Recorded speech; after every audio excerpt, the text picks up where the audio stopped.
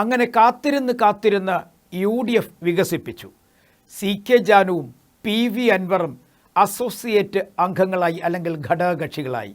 ഒപ്പമുണ്ടായിരുന്ന വിഷ്ണുപുരം ചന്ദ്രശേഖർ, അതായത് VSDP നേതാവ് പറഞ്ഞു താൻ UDFിലേക്കില്ല, അത് വെറുതെ പറയുകയാണെന്ന് പറഞ്ഞു. അത് തുടക്കത്തിലെ തന്നെ കല്ലുകടിയാവുകയും ചെയ്തു. ഇതുമായി ബന്ധപ്പെട്ട് വലിയ തരത്തിലുള്ള ചർച്ചകൾ ഇപ്പോൾ നടന്നു വരുന്നു, ഒപ്പം പുരോഗമിക്കുന്നു എന്ന് പറയുന്നതായിരിക്കും നല്ലത്.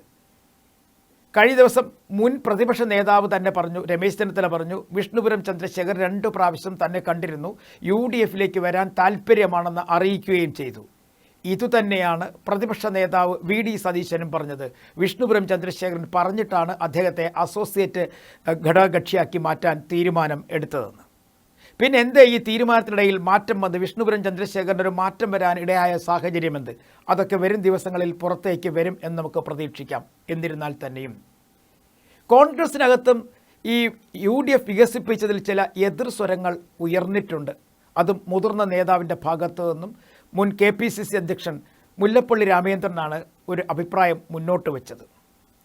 അവസരവാദികൾക്ക് കയറിപ്പറ്റാനുള്ള വഴിയമ്പലമല്ല, അല്ലെങ്കിൽ അവസര സേവകർക്കുള്ള വഴിയമ്പലമല്ല UDF എന്ന് പറഞ്ഞു വയ്ക്കുന്നു.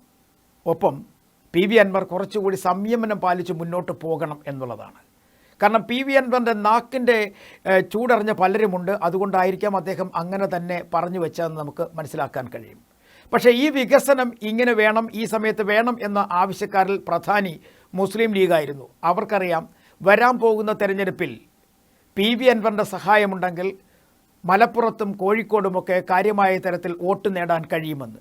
2 പ്രാവശ്യമായി ഭരണം കിട്ടാതെ ബുദ്ധിമുട്ടുന്ന UDFിലെ പ്രധാന ഘടകകക്ഷിയായ മുസ്ലിം ലീഗിൻ്റെ വേദന ഒരു പക്ഷേ മുല്ലപ്പള്ളി രാമചന്ദ്രൻ മനസ്സിലാക്കി കാണത്തില്ല. അതുകൊണ്ടായിരിക്കാം അങ്ങനെ പറഞ്ഞത്.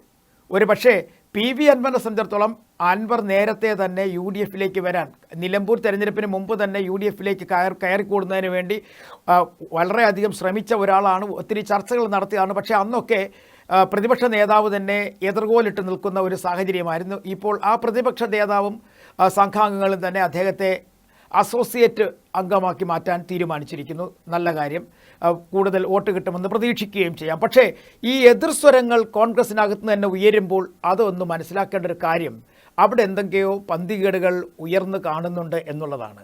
മുല്ലപ്പള്ളി രാമചന്ദ്രനെ പോലുള്ള പ്രധാന നേതാക്കന്മാർക്ക് PV അൻവറിനെ ഇപ്പോഴും അത്ര കണ്ടങ്ങ് പിടിച്ചിട്ടില്ല.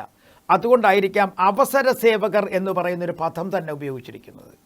നേരത്തെ കോൺഗ്രസ്സുകാരനായിരുന്നു, പിന്നീട് CPMൻ്റെ സഹയാത്രികനായി മത്സരിക്കുന്നു, MLA ആകുന്നു, മുഖ്യമന്ത്രിയുടെ ഏറ്റവും അടുത്ത ആളാവുന്നു, നിയമസഭയിൽ ഇരുന്നു കൊണ്ട് മുഖ്യമന്ത്രിക്ക് വേണ്ടി UDFിലെ നേതാക്കന്മാരെയും ഒപ്പം MLAമാരെയും ഒക്കെ കണക്കിന് ശാസിക്കുകയും ചെയ്ത ആളാണ് PV അൻവർ. അത് മുല്ലപ്പള്ളി രാമചന്ദ്രൻ മറന്നിട്ടില്ല. അതുകൊണ്ടായിരിക്കാം ഒരു പക്ഷേ അവസര സേവകൻ എന്ന് പറയുന്ന വാക്ക് അദ്ദേഹം ഉപയോഗിച്ചതെന്ന് നമുക്ക് പറയാൻ കഴിയും. പക്ഷേ ആ അൻവർ ഇപ്പോൾ ഒരുപാട് മാറിയെന്നാണ് പറയുന്നത്, ഒരുപാട് മാറി എന്നാണ് പലരും പറയുന്നത്. കോൺഗ്രസ് നേതാക്കളിൽ ചിലരൊക്കെ പറയുന്നു, ലീഗ് എപ്പോഴും പറഞ്ഞുകൊണ്ടേയിരിക്കുന്നു അൻവർ നന്നായി മാറിക്കഴിഞ്ഞിരിക്കുന്നു, ഇനി UDFിനൊപ്പം അൻവറും വേണമെന്ന്.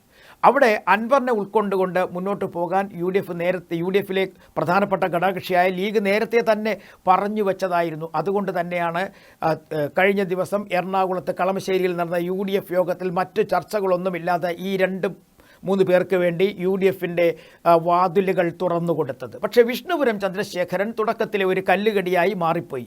എന്താണ് അതിൻ്റെ പിന്നിലെ കഥയെന്ന് നമുക്ക് മനസ്സിലാകുന്നില്ല. അത് പിന്നീട് ഒരു പക്ഷേ അദ്ദേഹം വ്യക്തമാക്കുമായിരുന്നു. കോൺഗ്രസ് നേതാക്കന്മാർ പറയുന്നു UDFിൽ കയറിക്കൂടുന്നതിന് വേണ്ടി നിരവധി തവണ അങ്ങോട്ട് ചെന്നിരുന്ന ഒരാളാണ് ഈ വിഷ്ണുപുരം ചന്ദ്രശേഖരൻ അഥവാ VSDPയുടെ ഈ നേതാവെന്ന് പറയുന്നുണ്ട്. എന്തായാലും അക്കാര്യങ്ങൾ അവിടെ നിൽക്കട്ടെ.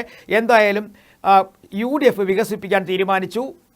ലീഗിൻ്റെ താല്പര്യം അതേപടി നടപ്പിലാക്കുന്നു. PV അൻവർ UDFിൻ്റെ അസോസിയേറ്റ് അംഗമാകുന്നു. പക്ഷേ അവിടെയും ഒരാൾ പിടിവാശിയിൽ തന്നെ തുടർന്നു, VJ ജോസഫ്.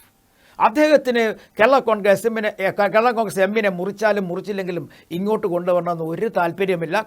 കേരള കോൺഗ്രസ് എമ്മിൻ്റെ ഒരാളിനെയും UDFിലേക്ക് എടുക്കണ്ട എന്ന തുടക്കം മുതൽ വാദിക്കുന്ന ഒരാളാണ് PJ ജോസഫ്. കാരണം അദ്ദേഹത്തിന് അറിയാം കേരള കോൺഗ്രസ് എം ഇങ്ങോട്ട് വന്നാൽ അദ്ദേഹത്തിൻ്റെ സ്ഥാനം കുറച്ച് താഴോട്ട് പോകുമെന്ന്. മാത്രവുമല്ല കേരള കോൺഗ്രസ് എമ്മിന് ഇപ്പോൾ ഈ തദ്ദേശ ഭരണ സ്ഥാപനങ്ങളിൽ കാര്യമായൊരു നേട്ടമുണ്ടാക്കുവാൻ മധ്യ കേരളത്തിൽ കോട്ടയത്തോ അല്ലെങ്കിൽ പത്തനംതിട്ടയിലോ അതല്ലെങ്കിൽ ഇടുക്കിയിലോ കഴിഞ്ഞിട്ടില്ല എന്നുള്ളത് വളരെ വ്യക്തമാണ്. അതുകൊണ്ട് തന്നെയാണ് എപ്പോഴൊക്കെ പി ജെ ജോസഫ് മാധ്യമങ്ങളെ കാണുന്നുണ്ടോ അപ്പോഴൊക്കെ പറയുന്നൊരു കാര്യമുണ്ട്, കേരള കോൺഗ്രസ് എമ്മിന് യാതൊരു കാരണവശാലും യു ഡി എഫിലേക്ക് വരുന്നതിന് അല്ലെങ്കിൽ യു ഡി എഫിലേക്ക് ക്ഷണിക്കില്ല, യു ഡി എഫിൽ അംഗമാക്കില്ല എന്ന് ജോസഫ് ഇങ്ങനെ പറഞ്ഞുകൊണ്ടേ നടക്കുകയായിരുന്നു.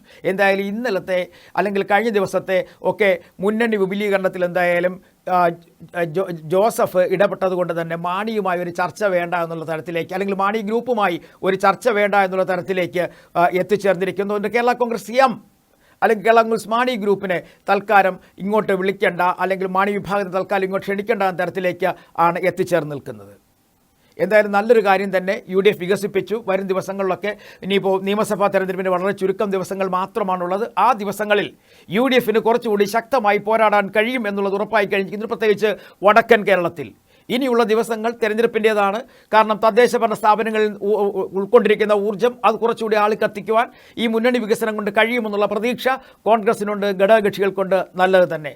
പക്ഷേ ഒപ്പം എത്തിയവരെ കൂടി സൂക്ഷിച്ച് മുന്നോട്ട് കൊണ്ടുപോകണമെന്നൊരു നിർദ്ദേശം ചില കോൺഗ്രസ് നേതാക്കന്മാർ തന്നെ മുന്നോട്ട് വയ്ക്കുന്നു. അത് ചില സൂചനകളാണ് എന്നുകൂടി മനസ്സിലാക്കിയാൽ നല്ലത് തന്നെ.